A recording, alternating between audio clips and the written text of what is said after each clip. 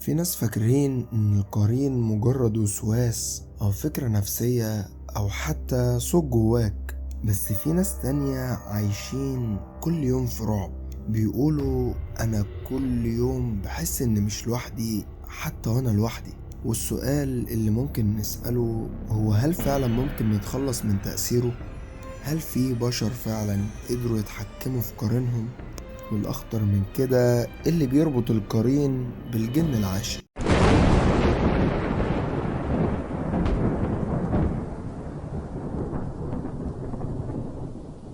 أنا عفروتو ودي يومياتي مع العالم التاني، وده الجزء التاني من ملف القرين.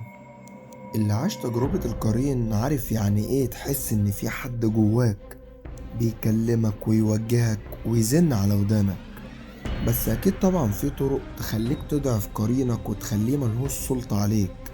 اول حاجة واللي هي رقم واحد، الوضوء والصلاة.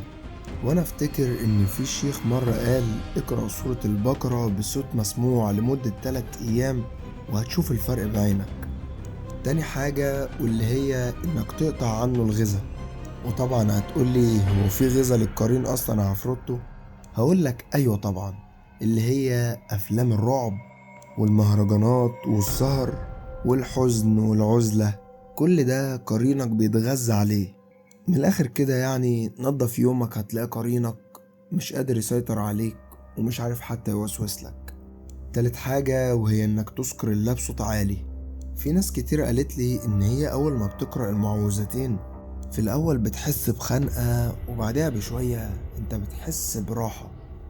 واهم حاجة انك ما تستسلمش. القرين بيعيش على ضعف ارادتك. كل مرة تحس ان هو هيسيطر عليك قوم اتوضى واقرا قرآن، اكسر السلسلة الملعونة اللي انت فيها. في ناس مش بس تخلصوا منه، دول بيقولوا انهم اتحكموا فيه. المهم كان في راجل شغال في السحر قعد 40 يوم في الخلوة، كان بيقرأ طلاسم. وجه في اليوم 40 بدأ يسمع صوته بس من غير ما يتكلم. يعني هو ما كانش بس بيسمعه، ده كان بيكلمه ويتواصل معاه ويبدأ يوجهه للطرق اللي هو يمشي منها.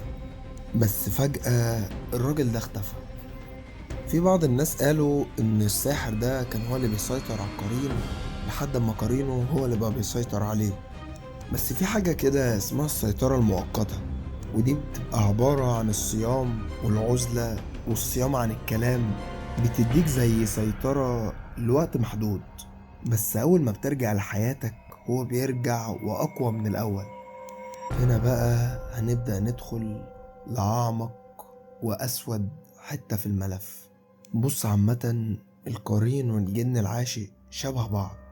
الاتنين بيظهروا في الأحلام، بيعزلوك ويخليك ترفض ان انت تتجوز، ويخليك ما تقبلش الناس اصلا وما تقبلش انك تقرب من اي حد. الفرق اللي ما بينهم ان قارنك معاك من اول يوم اتنفست فيه في الدنيا، انما الجن العاشق بيدخل عليك بعد صدمة او طقس معين او حتى سحر. وعلى حسب اللي انا سمعته ان في روايات بتقول ان الجن العاشق اصلا بيقرب من قرينك وبيحاول يتحالف معاه عشان يوصل ليك اصلا، ولو اتحالفوا حرفيا انت بتكون في اضعف حالاتك. والعكس صحيح وهما بيبقوا في اقوى صورة. عامة كتب زي الصارم البطار وعالم الجن والارواح اتكلموا عن الموضوع ده بالتفصيل، وبيقولوا انها دي اخطر علاقة غير مرئية انت ممكن تعيشها. طب ايه يا اسطى هي العلامات اللي بتأكد لك ان في تحالف ما بينهم؟ رقم واحد انك تحب شخص مش موجود اصلا وتتعلق بيه. رقم اتنين احلام مش ولا بد يعني بتتكرر مع نفس الكيان.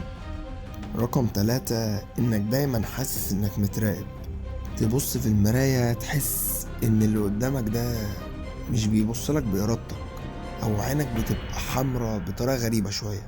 بص بقى، السؤال اللي انا هسيبهولك، هو قرينك فعلا هو العدو ولا احنا اللي بنفتح له الباب وبنديله كمان المفتاح؟ طول ما انت واعي وصاحي هو بيبقى ضعيف، اول ما تتهز هو بيقدر يسيطر عليك.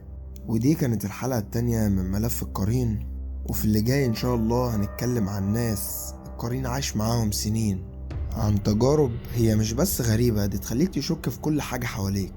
أنا عفروتو، دي كانت يومياتي مع العالم التاني. ولو لسه سامعني، في احتمال كبير قرينك يبقى بيسمعني معاك.